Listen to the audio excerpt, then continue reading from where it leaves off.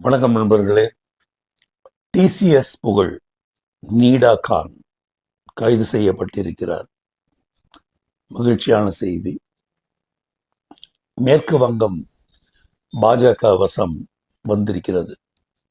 மம்தா பானர்ஜி தன் தொகுதியையே தக்க வைத்துக் கொள்ள இயலாமல் மோடி சுனாமியில் காணாமல் போயிருக்கிறார்.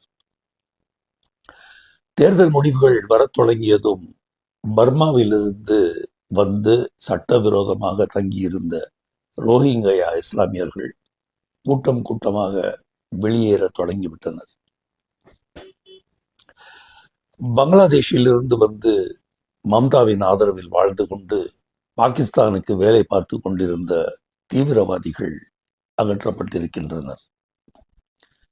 இது மேலோட்டமாக ஒரு மாநில தேர்தல் போலத்தான் தெரியும்.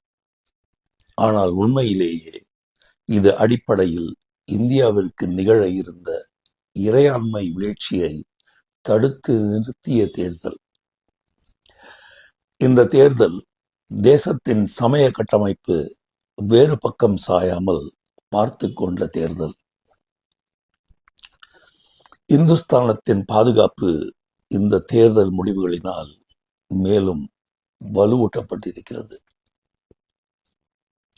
ஸ்வீடனில் மால்மோ என்றொரு பகுதி இருக்கிறது. அங்கே ஸ்வீடன் நாட்டுக்காரர்களே போவதற்கு அஞ்சுவார்கள்.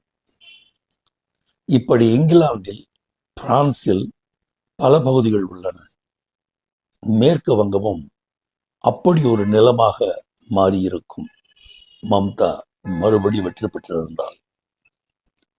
தலைக்கு வந்தது தலைப்பாகையோடு போயிற்று. நம் முன்னோர் செய்த புண்ணியம் அவர் தோற்றது. இந்தியாவின் ஆளும் மாநில கட்சி வரைபடம் ஆறுதல் அளிக்கிறது. மோடி அவர்களின் தலைமையில் இந்தியாவின் பாதுகாப்பு வலுப்படுகிறது.